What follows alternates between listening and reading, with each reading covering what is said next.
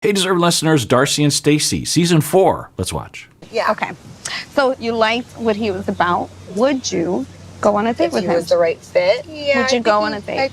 I feel like possibly, you know. Why the possibly? I just feel like he was a little nervous, you know. But it doesn't always have to be a love match. Yeah. You're not always going to feel like the, Okay. ooh. Yeah. So the matchmaker asks Darcy, would you go on a date with him? And Darcy's like, I don't know, maybe, possibly. And then I'm thinking the matchmaker's like, oh, okay, good to know. Instead, the matchmaker is judging Darcy for not wanting to go on a date with some random yoga guy that she just randomly approached. Some plant is my suspicion. Yeah, that guy doesn't seem like Darcy's type at all. Could Darcy make it work with him? Sure. Or, make it work as a beginning of a dating relationship. Absolutely. But I don't think Darcy could ever change who she is and how she is in order to make that work. So, so the matchmaker is somehow trying to push. It seems like, if I was looking at it through a positive lens, the matchmaker is trying to convince Darcy to be more open so that there's a greater chance of her meeting the one. I think that's what she's trying to get across. Suspect that when you meet a really hot guy and you're like, boom, boom, boom, boom, you probably stay in that zone. And then what happens? We miss the red flags. I want you to learn how to shift from that mode.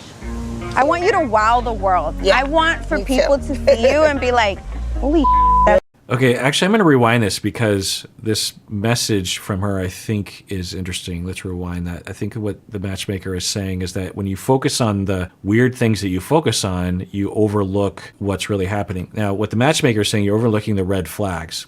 And that narrative, I think, is not helpful for Darcy. Now, maybe the matchmaker's like, look, I don't know if there were actual red flags. I don't know if those past boyfriends were actually a problem, but I'm using the language of the client to get them to move forward and get them to trust me. There's no use in confronting them on this and this. Okay, I would totally understand that. But I wonder if the matchmaker actually is just going along with what Darcy is saying and is centering her treatment of Darcy on that assumption. But let's rewind. that when you meet a really hot guy and you're like, boom, boom, boom, boom, you probably stay in that zone. And then what happens? We miss the red flags. Okay, so I think the matchmaker is saying when you see a hot guy, you end up going for it, and you're not paying attention to all the things you need to pay attention to in order to find the right one. I can get behind that. That's Darcy, like, she transformed. she's a transformed butterfly Yeah. past her exes, Right, yeah. you know? I'm just trying to understand what Michelle's saying about how dating is not just about an instant spark, an attraction. You know, naturally, I feel like I go on intuition and connection and, that love feeling. And I honestly think that it might be hard for me to break that pattern. Yeah, I think there are two different things that we could be talking about here. One is that Darcy focuses on class and youth and the accoutrement that comes with people on Instagram that I think she's attracted to. And she overlooks what she should be focusing on, which is conversation and personality and goals and respect and compatibility and all those kinds of things. So I could get behind that. But on another thing that they could be talking about in terms of this initial feeling and falling in love or being attracted to, quickly is, yeah, that is normal. Like someone could go on a date and they like the person, they're like, yeah, this person checks all the boxes, but I'm just not feeling it. And I'm not basing that lack of feeling on the fact that on frivolous, superficial things like class or how much money he has or something. It's just, I don't know, just something not really quite there in terms of chemistry. So in those situations, might it be worth trying another few dates just to make sure? You can make that call for yourself. But generally speaking, if you're not feeling it, you're not feeling it. There's a magic element to attraction that you can't put a finger on, that there's no box to check. You just have to test people out. That's why when you swipe right on someone, you start chatting with someone, you never really know until you actually meet up with that person. And there are some people who will date that way. There's just like, I'm not going to go back and forth with you for 5 weeks and then discover that we have no chemistry. Let's just meet up tomorrow and let's just get it out of the way, and then we'll find out. So, I think there are two issues here. On one issue is, yes, Darcy, you should be focusing on the bigger picture for sure, and not focusing so much on looks and class. Also, you should be trusting your gut in terms of, do I feel something with this person? Do I feel some of that magic? So I hope she doesn't give up one. I hope she doesn't give up both when she really should just be giving up one.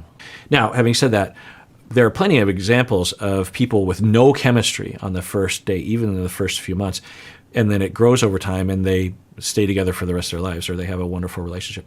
Yeah, that happens. So it's a conundrum. Of Stacy's patronizing attitude towards me. I've gone through a lot in my life. I just need her to understand that and have a little bit more compassion. As kids, Stacy and I were bullied a lot. Stacy had a skin condition called vitiligo over her eye in the shape of a triangle. And kids were really ruthless and said some nasty comments. I felt that pain that she was feeling. And okay, interesting. We knew that they were ostracized, and I think we knew that they were bullied, and we're hearing something specific that I don't think we knew, that Stacy had a skin condition that she was bullied for, which is awful and is in line with my hypothesis about why they are the way that they are. And in a lot of ways, of course, I can't know. And whenever I talk with clients and conceptualize their full personalities, I usually, I'll say, I always find that there's a huge depth to their experience and their personality that we could never get from watching a reality TV show. But just going off of what we're hearing, it plays into a lot of things I was saying. But the specificness, the specificity of this is that for Stacy, she was shamed for something that was wrong with her skin and her face, which, of course, we could imagine them translating into a lot of their behaviors as adults. Big smile.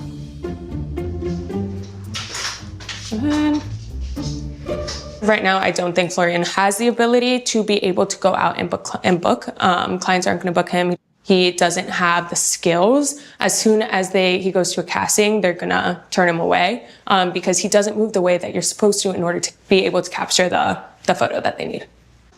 Just do a face shot. So my wife watches this show before I do, or separately from me. Sometimes it's after I react, sometimes before. She's watched this one before, and she told me about how Florian was a dud during his test model shoot. My wife has been a professional model for 35 years, since she was a teen. And so she knows the ins and outs, all the ins and outs of being a model in various different formats. Now, if I saw this without Stacy saying anything about this, I'd just be like, well, I don't know. He looks like he's posing.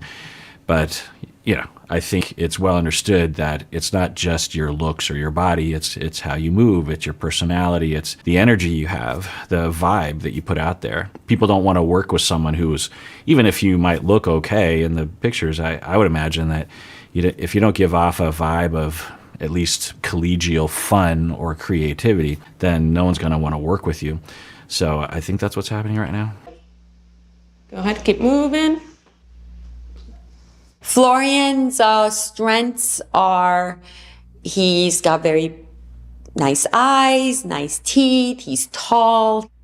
And his weakness is that he just doesn't have the personality. If it's between 10 models that they're hiring, they will hire the one with the great personality. Right, that's what I was wondering. That's what I was figuring that my wife was getting at. And my wife has a great personality.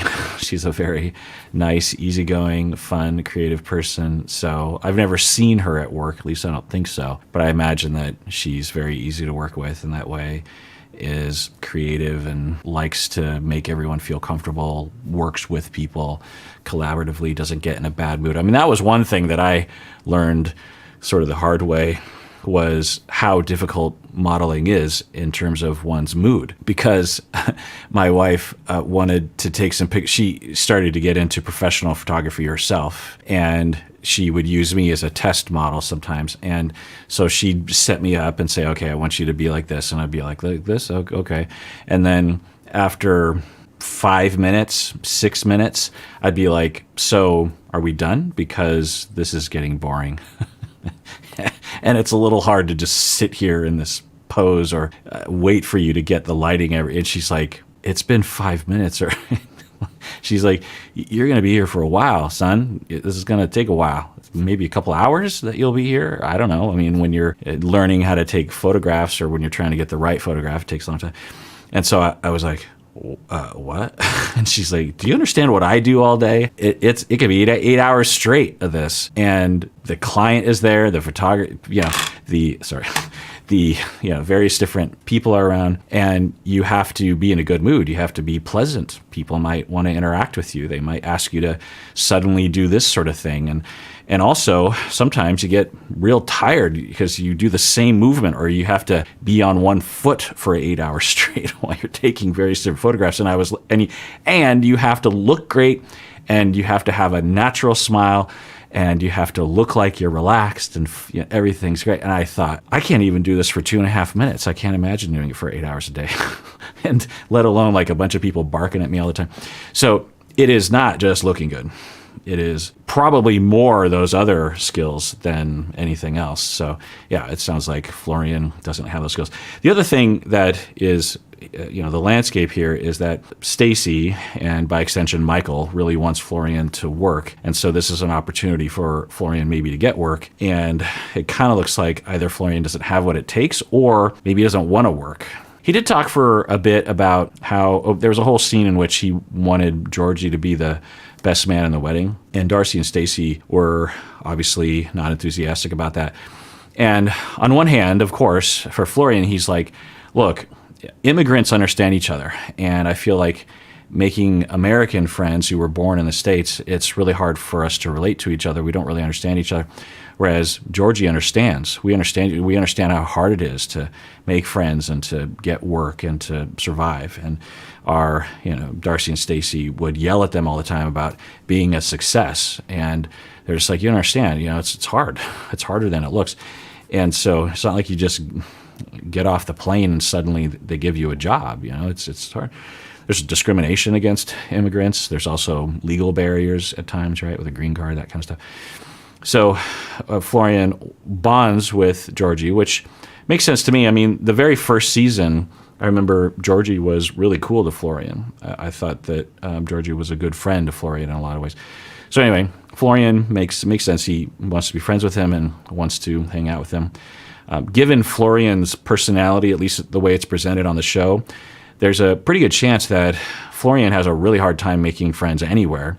And there were probably lots of moments where Florian and Georgie would be forced to be together because of the show, and thus just naturally developed a relationship that Florian would have a hard time developing otherwise. I could see Georgie making friends a lot more easier anyway. But to ask Darcy, who's going to be the maiden of honor, to have Georgie there, I think is a big ask. Now, again, Florian can ask, but that's a tall order, to make not only Darcy, but also by extension Stacy. You would hope that Florian would have another option, that he could honor his best friend or his good friend, Georgie, but also have another best man.